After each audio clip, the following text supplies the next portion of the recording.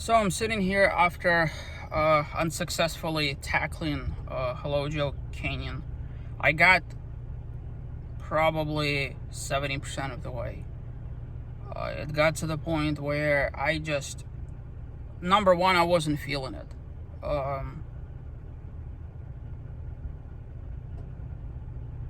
Haven't done Elephant Hill.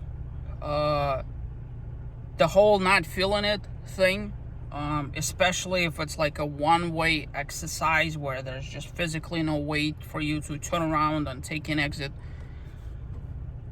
When you get that vibe, you have to do what you have to do. Now, in my case, I had that vibe all through probably the first quarter of the trail. And then all of a sudden it got, you see, it's not the entirety of the trail. It's the pieces of the trail that you have to watch out for.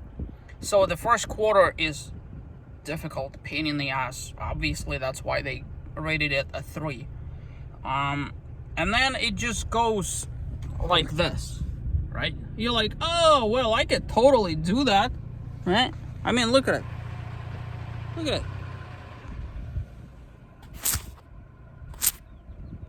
And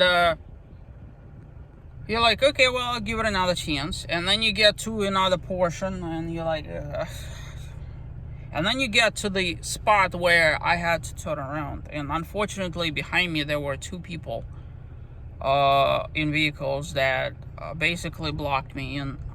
And so we tried to get me forward unsuccessfully. They're great help, by the way. That guy in the Jeep, if you're watching, thank you so very much. You've been very helpful to me. This has been an educational experience. As a matter of fact, congratulations. You're my first ever spotter ever in my lifetime. And the second guy in a Chevy truck, I hope you have better luck than I did, because I kept high centering on that stupid rock. And I probably could have, should have, but honestly, I'm just not feeling it. I want this vacation to be / work trip / everything else that it is to go smooth. Okay, I can't afford to have breakdowns. I can't afford to deal with all this other stuff. And so I have to call it quits when I have to call it quits. Now, the good thing is, before doing this, I've done the Spring Canyon the other way, so that when my family comes, we're gonna go the other way. Because really, like, if you look, I'm just gonna pan, right? This is beautiful, right? But the other side, which is basically rated E for everybody,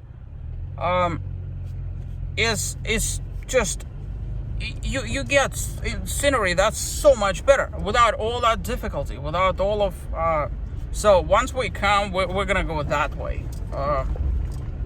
That being said, that quarter is still ahead of me. Slow and painful. I'm hoping it's easier coming back. I hope. And then, like, another thing, it's obviously easier when you have a spotter, because somebody gets out, looks at the clearances, and tells you where to turn your wheels. When you're actually driving all by yourself, like I am, it doesn't really, I keep saying this with the trails here in Utah. There's no turnarounds. There's no bailouts. There's no, okay, I screwed up, let me get the hell out of here sort of deal. If you're stuck on it, you're stuck on it. And you're blocking the trail for everybody else. Now, in our case, we were blessed that I literally just passed an area where I thought of turning around, have they not come. And I was in the middle of walking to my truck after having, looked at it myself. And all of a sudden there's bam, a red Jeep, bam, a Chevy truck. So we had to do some finagling over there. Number one, to get me away from there, but number two, also do a spin-a-rooney. So, you know, and like, here's the thing. I'm gonna spin the camera this way. Take a look at this. Just see how beautiful it is, right? Like, look at the cliff sides and look at the trail.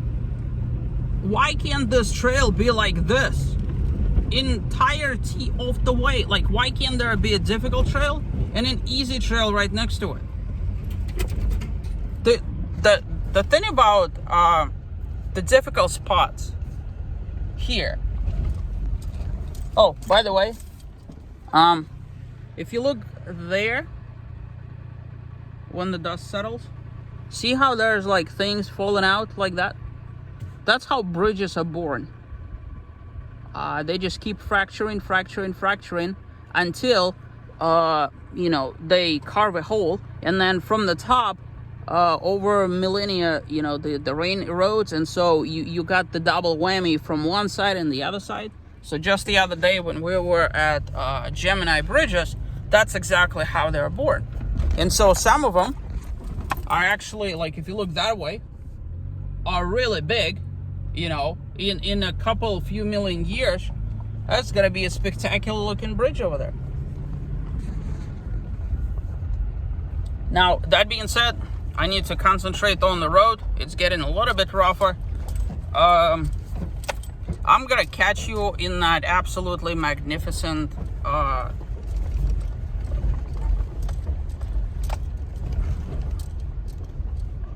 let me just get out of here first. That snake in switchback that goes all the way to the top of the cliffs.